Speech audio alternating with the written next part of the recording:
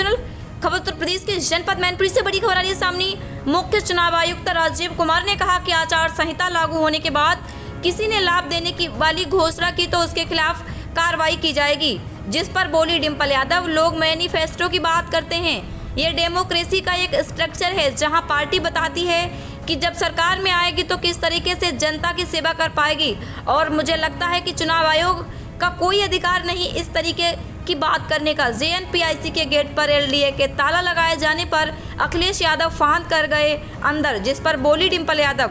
लोकनायक के रूप में जाने गए हैं जयप्रकाश नारायण जी, क्योंकि वह समाजवादी लीडर थे और एक क्रांतिकारी लीडर भी थे, सच्चे राष्ट्रवादी नायक थे। मैं समझती हूँ जो समाजवादी पार्टी द्वारा JP इंस्टीट्यूट बनाया गया ना तो यह समाजवादी पार्टी के पैसे से बना है, ये सिर्फ जनता के पैसे से बना है और जनता को समर्पित करने के लिए बना है, जिससे सिर्फ जनता जान सके कि देश के नेता कैसे थे, उनसे इंस्पिरेशन मिले, युवा पीढ़ी जान पाए। लेकिन बीजेपी ये नहीं चाहती। आपको बता दें कि डिम्पल यादव ने भी बीजेपी पर कड़े प्रहार किए। नहीं चाहते कि क्रांतिकारी लोग, राष्ट्रवादी लोग, जो सच्चे समाजवादी लोग थे, जो देश के लिए लड़े, जो देश को सही दिशा दिलाना चाहते थे, इस तरह की छोटी हरकतें करके वह एक बहुत छोटी नीच स्तरीय का एग्जाम्पल दे रही हैं। इंडिया गठबंधन अलायंस पर भी बोली डिम्पल यादव। आइए दिखाते हैं पूरी खबर हमारे सहयोगी संवाददाता विवेक कुमार अग्निहोत्री के साथ में पूरी रिपोर्ट। बेहतरीन खबरों के लिए देखते रहिए यानी TV24 न्यूज़ चैनल। अधिक जानकारी के लिए कॉल करें 7895582646 पर। जो मूलभूत के जो सवाल थे, जहाँ हम अच्छी शिक्षा अपने बच्चों को, अच्छा स्वास्थ्य अपने परिवार को, और जो सरकार की भी जिम्मेदारी है, जो ये पूरी तरह विफल रही है, जहाँ वो रोज़गार देने में विफल रही है, जहाँ वो आर्मी में यानी फौज में नौकरी देने में विफल रही है, और जो इनकी जो यह एक योजना आई है जो अग्निवीर बनाएगी, जिसके बारे में कोई भी क्लियर पिक्चर नहीं है, तो मैं समझती हूँ। और जहाँ यह जो सरकार के जो वेल्थ है, जो सरकार की जो वेल्थ है, जिस तरह एयरपोर्ट्स हैं हमारे, जिस तरह रेलवेज़ है, जिस तरह रेलवेज़ के साइड में जो ज़मीनें हैं, इन सबको बेच रही है, इन सबका प्राइवेटाइजेशन कर रही है। तो मेरा मानना है कि सरकार गलत दिशा में देश को लेके जा रही है, जहां उसे कोई चिंता नहीं है देश की महिलाओं की, देश के युवाओं की, देश की जनता की। अखिलेश यादव के खिलाफ LDA मुकदमा दर्ज कराना जा रहा है कि उन्होंने नियम विरुद्ध गेट फैलाकर मूर्ति पे माल्यार्पण किया। क्या ये सही है? क्या ये उनका ये सरकार चाहे तो कुछ भी कर सकती है। ये बुलडोजर चलाती है लोगों के घरों में, किस रूल के तहत ये बुलडोजर चलाती है? क्या न्यायपालिका नहीं है हमारे देश में? आप किस तरह का मैसेज देना चाह रहे हैं? तो ये भी उसी तरह का मैसेज देने की कोशिश कर रहे हैं। मुख्य चुनाव आयुक्त राजीव कुमार ने कहा है कि आचार संहिता लागू होने के बाद किसी भी पार्टी ने अगर घोषणा लाभ देने की घोषणा की तो उसके खिलाफ कार्रवाई होगी। लाभ देने वाली घोषणा की बात कर रही है। लोग मैनिफेस्टो की बात करते हैं, ये डेमोक्रेसी का एक स्ट्रक्चर है, जहाँ पार्टी बताती है कि वो आज सरकार में आएगी तो जनता की किस तरह सेवा कर पाएगी, और मुझे लगता है कि चुनाव आयोग का कोई अधिकार नहीं है इस तरह की बात। मैडम, ब्लैक मनी की बात, आई डोंट थिंक सो। आज आपने आश्रितों को उसमें एक रोडवेज कंडक्टर भी था जिसके घर जाके आप वादा करते हैं, क्या कुछ आर्थिक सहायता की है और कितने लोगों की? जो आर्थिक सहायता है उस पार्टी द्वारा कर दी गई है, और हम खुद जाएंगे उनके घर पे। जो आप जो कह रहे हैं कि जो कंडक्टर वाला जो किस्सा है, मेरे संज्ञान में आया था, उनके परिवार से भी बात हुई है। अभी कल SP सिंह बघेल आए सांसद। आप वो है पत्रकार ना, आप अपना अलग सवाल पूछिए, कान में कुछ बताइए। SP सिंह बघेल साहब कल मैनपुरी पहुँचे और खलेल से चूँकि विधायकी का चुनाव भी लड़े हैं, उनका कहना है कि ढालूपुर में अखिलेश जी पहुँचे लेकिन सांसद मैनपुरी नहीं पहुँचे। अब तक 3 लोगों की डेथ हुई है गाँव में, विधानसभा और लोकसभा।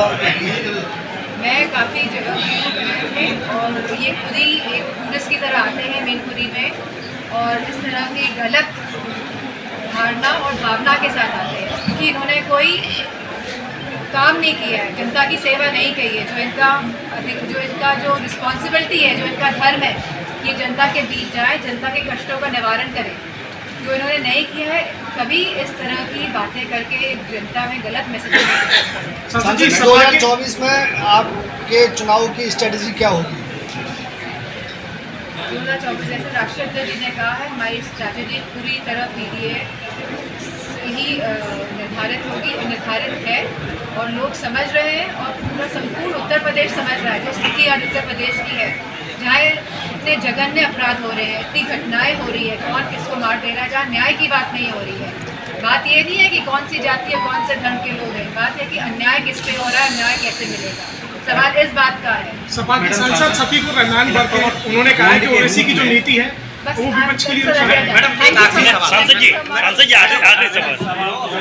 नहीं, लोग बड़े परेशान हैं। जहाँ इलाज के सवाल आ रहा है और जहाँ आकस्मिक कार्यों से लोगों की मृत्यु हो रही है और जहाँ सरकार किसी भी तरह की सुविधा और ना ही किसी भी तरह का सपोर्ट कर रही है लोगों को, तो हम जितना हमसे हो पा रहा है हम उतना कोशिश कर रहे हैं लोगों की सहायता करने का। लोक नायक जयप्रकाश नारायण जी की आज जयंती भी है। राष्ट्रीय अध्यक्ष जी ने लखनऊ में जो उनकी मूर्ति है वहाँ एक अनुमति चाह रहे थे जाने के लिए। इतना सरकार घबरा गई है कि मजबूर होकर उन्हें जवाब मांग के जाना पड़ा। बहुत बड़ा हंगामा कर रहे हैं। कोई अपराध कर दिया उन्होंने क्या? क्योंकि लोक नायक जिनके जो जाने गए हैं, हमारे आदरणीय जयप्रकाश जी, वह एक समाजवादी लीडर थे, एक क्रांतिकारी लीडर थे और एक सच्चे राष्ट्रवादी नायक थे।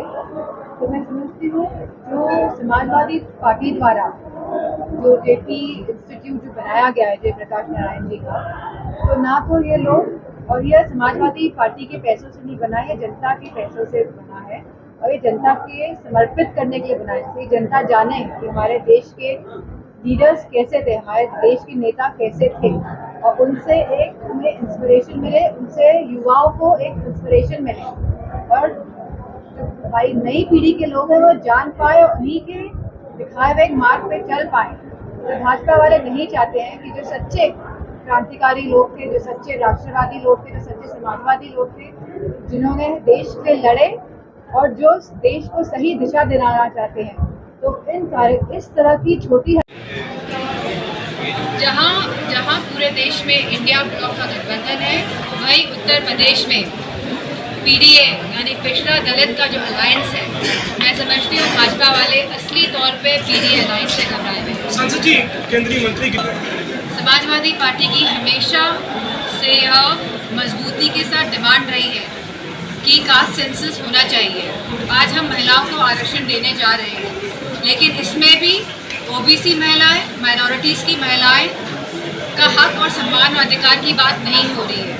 ये लोग नहीं चाह रहे हैं कि सब लोग, पूरा देश आगे बढ़े और सभी जाति के लोग, सभी धर्म के लोग आगे बढ़े।